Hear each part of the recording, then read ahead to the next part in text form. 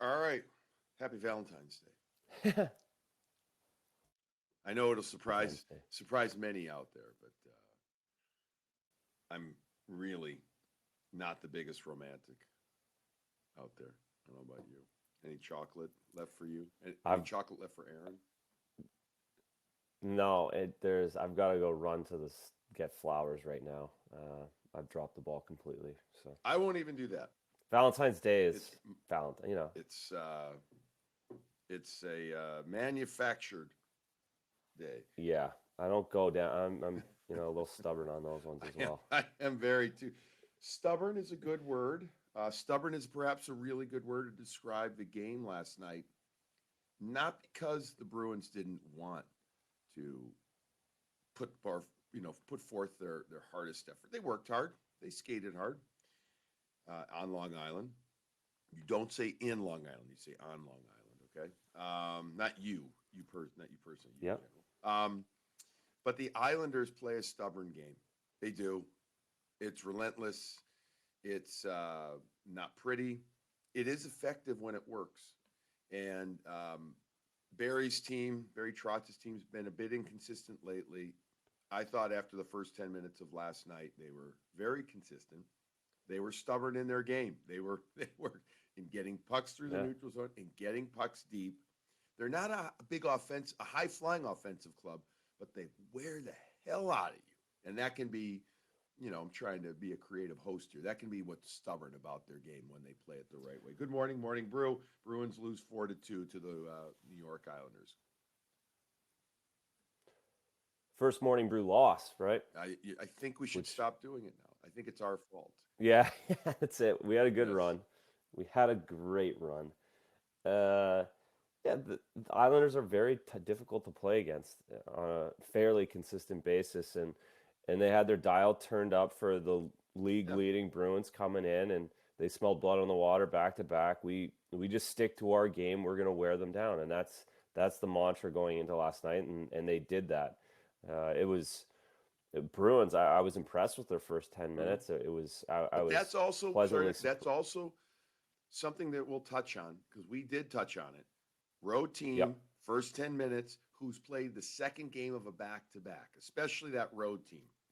Like, meaning if you're Yeah. that road team, Yeah, I'd love to see what the like, numbers how are, good are they and always I the don't first have 10 them. minutes, right? Yeah, always. They're always. If on the back to backs, your chances in the first period to get that lead, and the Bruins did that. They just gave it up too quickly. A lot of times it takes two Right. periods to give that lead back up, but when you give it back up right away, you lose all of that momentum, and then it's a real slog. Then it's a real grind to stay sharp mentally. Mm-hmm. And we saw and you've talked about the fitness level of Bruins was there Yeah. all night, right to the very end. It was in between the ears. Um, you know, yeah, it was between the years, and then it became sometimes it's the law of averages too. As much Yeah, as we would of love them course. to win every game, our job becomes a hell of a lot easier. The fans, heart rates and stuff becomes a hell of a lot easier. They don't have the angst about it. Um, but I think if you take a lot of things into consideration, the extended time on the road and not an excuse, just reality this year. All right. And Hmm. this is extended for an Eastern Division team, a bunch of days on the road. This is extended, meaning the 5 7 days here. Um, the team that they're facing comes in after having lost. They gave up a lead to Pittsburgh the other night with 17 seconds left in the third period. They thought they had played a pretty good game, starting to get their game back. To your point, they had their antennas up. They were ready for the Bruins coming in. They use it as a measuring stick type of thing. Hmm. And sometimes the Bruins they didn't do some things well. Let's touch on a few things they didn't do well. They didn't handle the forecheck as well after the first 10 minutes, and then their power play didn't come through. Let's start with handling the forecheck. Let's just start with that because that was really the key, in my opinion, to the Islanders Yeah, getting going. it was a key going in. We knew that the Islanders put pucks in good positions on their forecheck, very difficult for Mm-hmm. their opponent to get out of the zone, and the Bruins were going to have to be very sharp, and they weren't.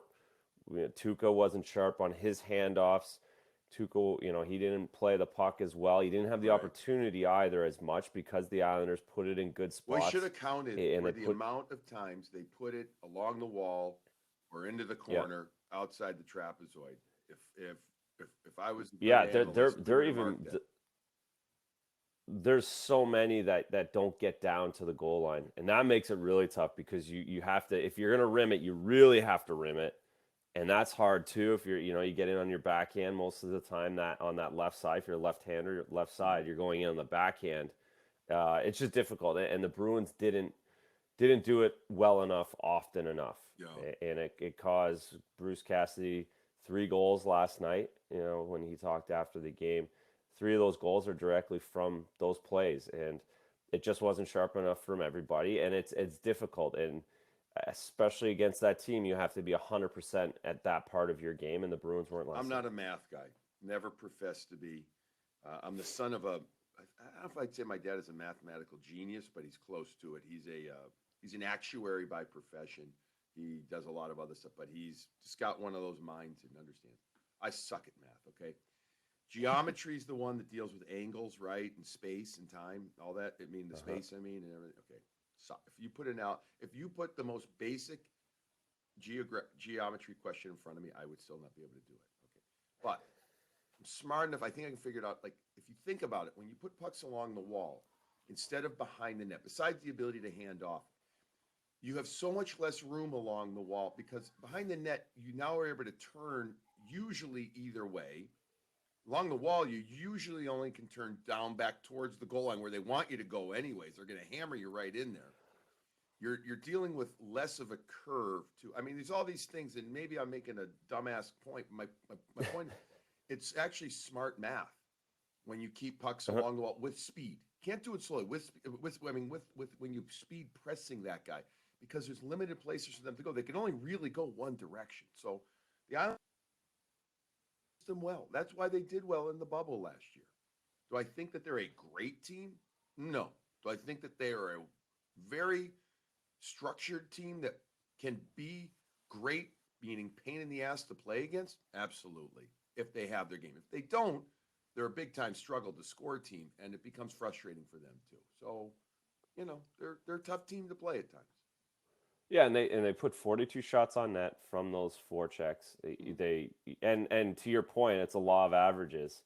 There was going to be a squeaky, there's going to be a leaky one go in on Tuca at some point. Yeah. There was going to be a couple more that, it's been a while since we saw from the first 3 games where pucks were going off people's backs and heads and into the net.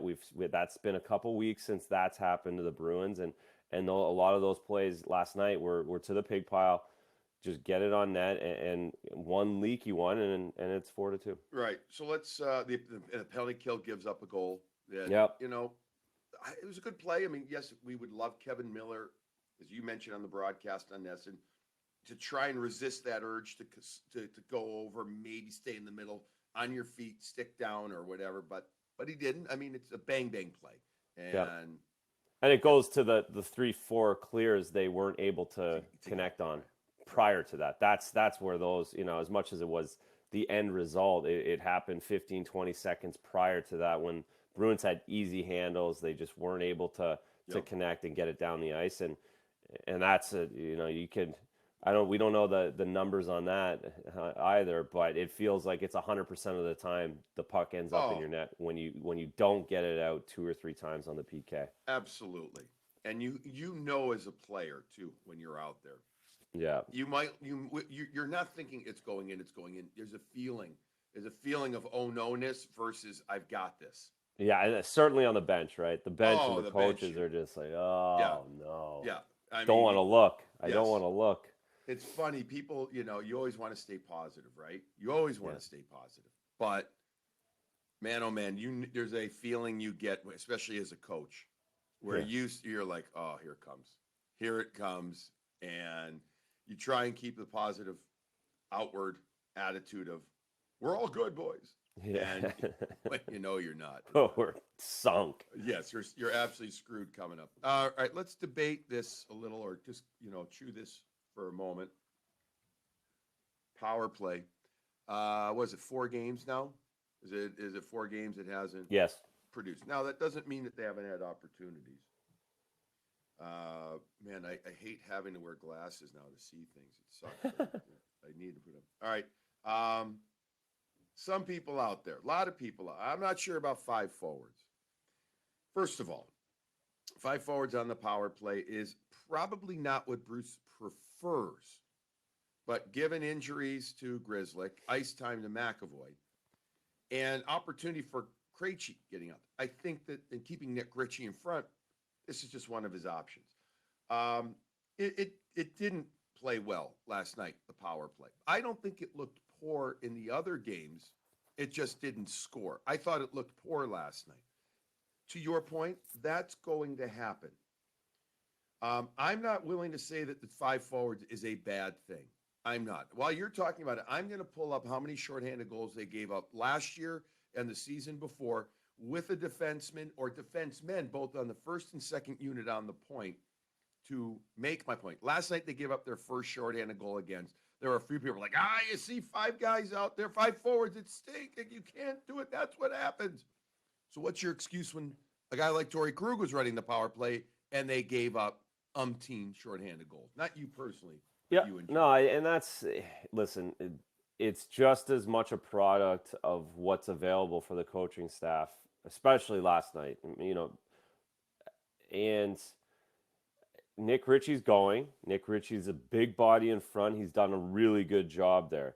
David Pasternak's back. You're trying to get him up and running again. I know he had two great games where he scored 5 goals. He hadn't really done much in New York, Yep. and that continued. You're trying to get him going. Krejci up top has so much vision, has so much talent, has so much ability. To not have him on your first power play unit is a waste.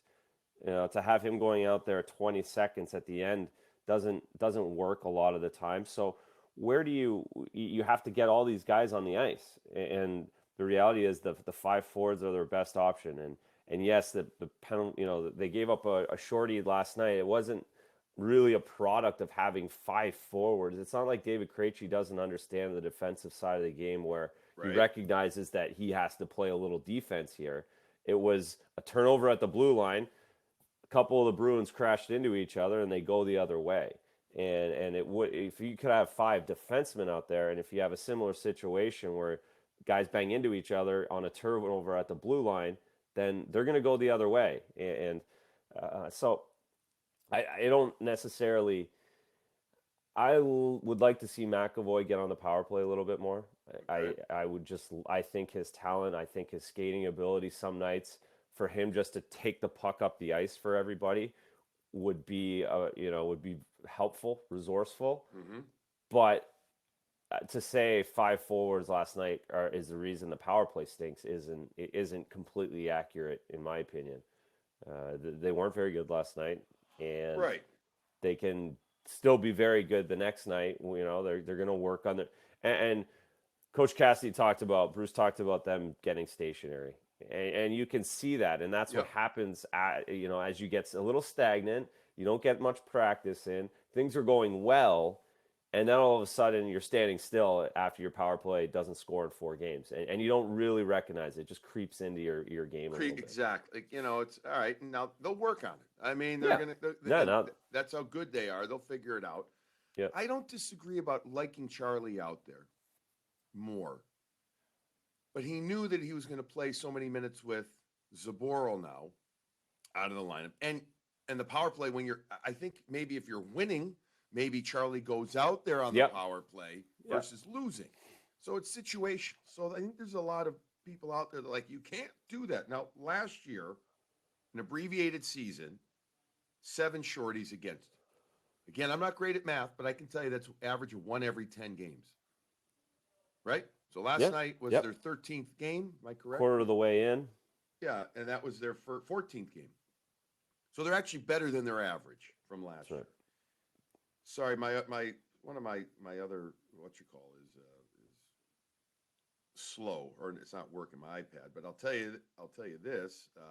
My phone's working, so I'm pulling up from the season before that real quick just to tell you. That was the big one. They gave up 20 of them. 15. Yeah. Okay. Yeah. All right. And they still had a great power play, Yeah. right? And listen, if we want to dig in a little bit, a lot of times those shorthanded goals is from the forwards being 3-man low, making bad plays up to the top, someone jumping in. It's not necessarily. It's not because one guy is back Yes, there. you can have It's just 2D not. back there, but if you're getting sizzled by the forwards all night long, then you're going to give Right. up shorties. A lot of time, if I remember correctly, when the Bruins were really bad giving up shorties, it was because they had a forward rotating up high, and they would rotate a Pasternak up high, and then he would put the puck into a tough area between Yeah. he and Krug. I can vividly recall a few times where he and Krug were either actually too close or too far apart. Yeah, he tried to And what? make a completely cross-ice pass on his backhand, Yeah. turning the other way. High So I risk. I get. We'll wrap it with this on the power play. I get what some people are saying, but I'm not against it either. I'm not against the fight, defining the flow, defining the opportunity, and situational. First period, second period, and this is like not like Bruce hasn't said this. So Yeah, right. um, They'll let's fix it. he'll fix it. Wrap it He in a will. bow. It'll be fixed. When you talk to people that played for Bruce from his first days as a coach in Jacksonville to guys that played for him last year, they talk about his masterful offensive mind. And we've seen that with the Bruins from day one, how he fixed some things, tweaked some things, made some big changes with things. I have confidence that he'll fix it. That still doesn't mean that the power play is not going to go through good times, bad times. Just, Yep. just the way it works. Not good times for Jakub or Jake Zboril. Don't know what happened. Played the first period, seemed fine despite the giveaway to Nelson near the end of the period. That's a mistake. Was that a result of something else? Who knows? I completely admit I have not scoured the game for the first period plays against him. But not in the lineup after the first period. We see some bigger minutes for some guys. I mean, John Moore playing over 20, first game since August, basically. What do you think of Moore's game overall? Anything I stand thought out? no, nothing, which is a good thing. He played 23-45, Yeah. and I didn't notice him. I thought he was a solid contributor. He moved the puck well. He handled the forecheck for the most part pretty well, which is a difficult thing coming back. That's a tough team for a D-man to come back into the lineup not playing since August Mm-hmm. after they're revved up for 14 quarter of the season. Again, that's it's a quarter of the season that he hasn't played. So I thought he had a good night coming into the lineup. It was very serviceable. I'm assuming the coaching staff are happy with where he's at and the fact that they have 8 guys now that they can roll out that do that kind of a job is a luxury. There's a lot of teams that don't have 8 guys, the 8th defenseman that can play 23-45 and not turn the puck over consistently, help out a little bit offensively, skating the puck. So he was good. Zboril, it turns into a loss now, right? Yeah. At the start of the year, we weren't sure what we were going to get from him, but what he's done and how he's played, you don't want to see him out of the lineup a long time, especially with Grzelcyk out as well. Those are 2 of the more offensive-minded guys you have back there. Well, let's play pick your pairs. All right. Let's play a game that we have no idea if it's really even worthwhile doing, but let's do it. That's what we do. Right. If Grzelcyk isn't ready to play on Thursday, assuming the Bruins have a game, we will touch on that in just a couple of minutes here on Morning Brew. You keep McAvoy and Lauzon together, correct? Correct. Okay. That's an easy one. All right. So now you have Carlo. Do you keep Carlo with John Moore, or do you put Clifton back in? Let's assume again Grzelcyk doesn't go, and then we don't know. We're just playing a game. Yeah. I think I put Clifton back with Carlo. I do. I understand they didn't love Cliffy's game the other night, but I don't think they hated it. They just also felt it was a great time to get John Moore going, and I respect that. I appreciate that as a player that was in and out at times. You want to get that opportunity. Yeah. And then I think you put Kevin Miller with John Moore. Would you do that, or would you go Clifton with Kevin Miller? How would you? No, I like the idea of splitting up that aggressiveness between Clifton and Miller. A little sandpaper on both of those. I think Clifton is a little better defensively overall than John Yes. Moore. Yeah. And that with Carlo, then you have more of that lockdown, shutdown defensive pair together. John Moore can go, he can skate. Kevin Miller is going to clean everything up behind him.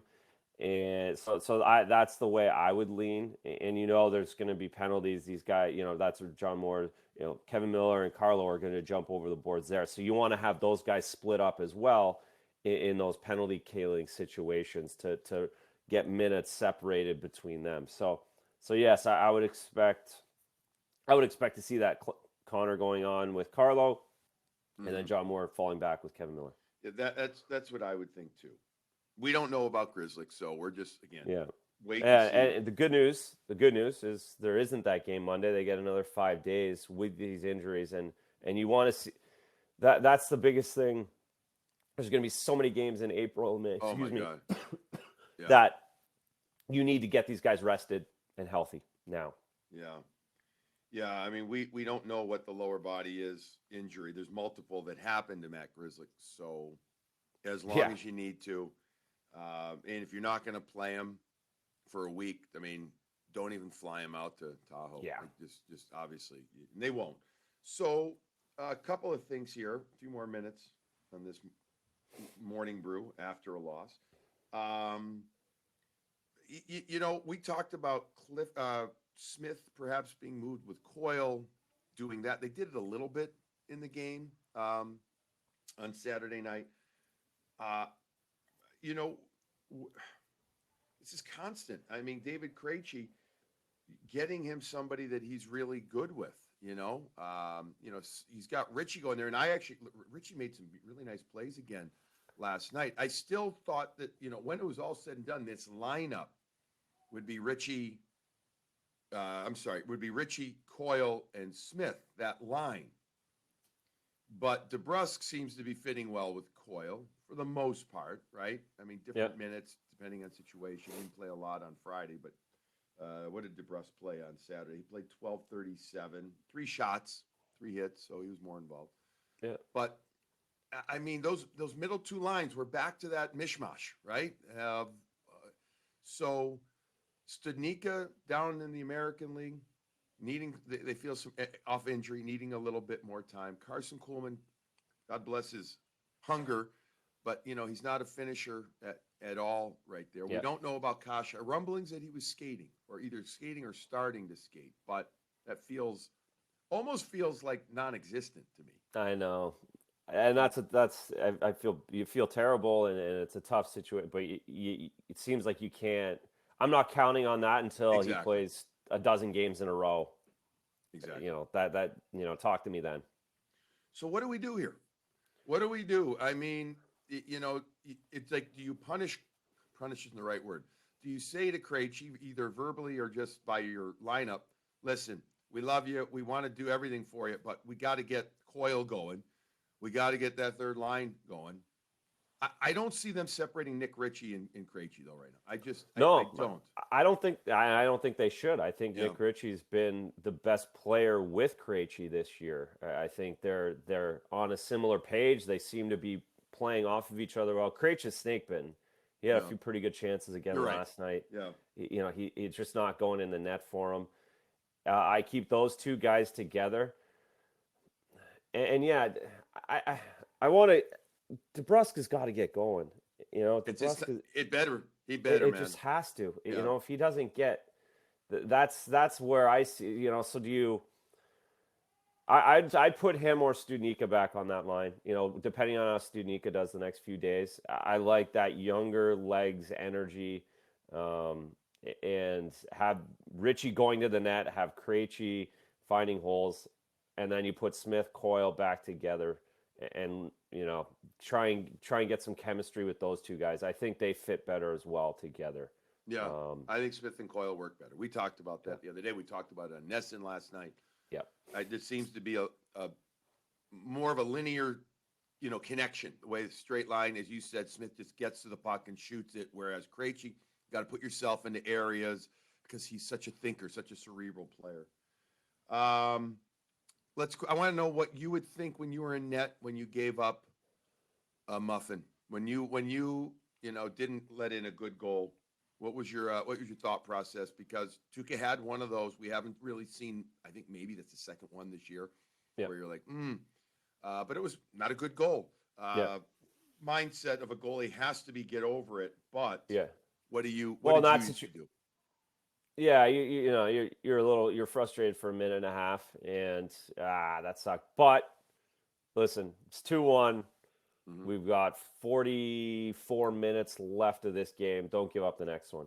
Just don't give up the next one. Get through the period, get through the next period. Just don't give up the next one. That's the mindset. Is that's going to happen, and Tuca knew that was coming. You don't let it happen. You don't think about it while it's happening, but after it does, it's like, all right, well, I was due for one of those. Let's go. Yeah. Nothing else. Shut the door. We're going to score 2 goals, and we're going to be in this game if that's the case. So it doesn't affect the way Tuca's been playing, the way the team's been playing. That goal doesn't affect anyone too much, I don't think. And we saw that they played well after that. Tuca played well after that, all the way till the basically, he played 24, probably about 34, 35 minutes without giving up a goal. Yeah. I would assume he had 20 shots during that time. So he settled into the game after that. It's a law of averages, and you look around the league, you see all the highlights from last night. There's a few of those every night. Oh yeah. Real quick for those that didn't get to watch the intermissions, maybe where they live, whatever. Uh, so the shot comes from the right side, Pajot, or Everly. Sorry. And it's not a great shot. It's not. I mean, doesn't miss it, but for the NHL standards, it's a Yeah. nothing shot. But Tuca just didn't seem square, and he was like you were saying that he was trying. He was overthinking or over anticipating to put the puck into the corner. Give me the rest of your analysis, so if somebody didn't see it, they'll Yeah, understand what a goalie was doing there. certainly. So for a goalie's point of view, of Hmm. course, it comes down the left side. I'm always thinking when you Excellent. said right. Yes. Yeah. Yeah, The Islanders' right wing. Yeah. Okay. yeah. I gotcha. I'm back between the pipes, but yeah, off Tuca's left. Islanders, we know, crash the net, bringing a lot of pressure. All teams are now, especially coming down the wing. It's the POP, the pass-off pads. You're Yep. trying to get it on net, play the rebound. That's what Eberle was shooting for. He was shooting for Tuca's right side of the net to create some kind of rebound in front, create some kind of havoc. Because of that, Tuca tries to get real cute with the blocker, and instead of having all of his blocker on top, he tries to really get cute and try and angle it as slightly as possible to get it all the way into the corner. And when you do that, you could have the tendency to flip and open up early. And when you do that, the angle of your glove knocks it in back behind you. Am I allowed to do this or not? Am I allowed to? There you go. I like that. So watch how his stick points out to the middle when he's done. Yeah. That's what you don't want. That means you're flipping it and trying to open it up. And again, I bet he could do that in his sleep. Yeah. 199 out of 100 flip it that way. But in last night's case, he didn't read the shot quite as well, and he got busted with it. So ideally, at worst, you keep that rebound over to the left side or the Islanders' right wing and keep it in front of you. But again, he's flipped it 100 times and it goes in. So next time he'll You be a can little see more his slow. reaction too. He's just kind of like, oh, come on. Yeah, I know that sucks. He's like, geez, Tuke. Come on. Even Yeah. he was saying Tukes. I mean, Yeah, that's right. We and, didn't need that one tonight. And rewatching that goal, I hope everybody appreciates the high level video that we have. It was based off not getting the puck in at the blue line too. Complete transition back up the ice. And Eberle took the shot from, it was the top of the side of the right wing circle. It wasn't the wall, but it was in between the top of the circle and the half wall. And, if it's a goal that happens at every level where if you're a coach or a player, you're like, oh, Yeah. okay. No, it's a bad goal. But it was but you play through it and you get the score still 2-2. So here's the good news. Bruins still battled. They showed some gumption. They don't win. As we wrap it up this morning, they're still one of the top teams in the National Hockey League. Tampa throttled Florida last night, 6-1, after losing 2 nights ago, 5-2. Let's hope this is the only team that's beat the Bruins in regulation this year twice. The first game, was a whatever game. Goal goes in off of 2 or 3 people, which is part of it. I get it. But right now, the Islanders, you will say, have the Bruins number because they do on paper this year. Let's keep playing it out. Let's see how it goes. When it's all said and done, I'd like to think the Bruins are better. Bruins got a little work to do this week. They're off until Thursday. Let's hope they play against the New Jersey Devils. So you and I will reconvene Friday morning. Maybe we'll get a bonus brew in before then. I enjoy it. I hope you enjoy it. I think RC enjoys it for the most part when he doesn't have to deal with us too much. And let's see if maybe we get some theme music this week. Okay. We get a little theme music. Yeah, this is a good week for us to put it together. Put it too, together right? a little more. Get a few things out there. Maybe get a coffee sponsor too. Wouldn't that be nice? We'll see about that. And then we'll talk about Lake Tahoe after that. Let's not even worry about that. Seems like 2 years away, not 5 or 7. Might as well be. Right, exactly. Might as well be. So that wraps it up for Morning Brew. Bruins lose. They're still damn good, folks. Go enjoy your morning coffee.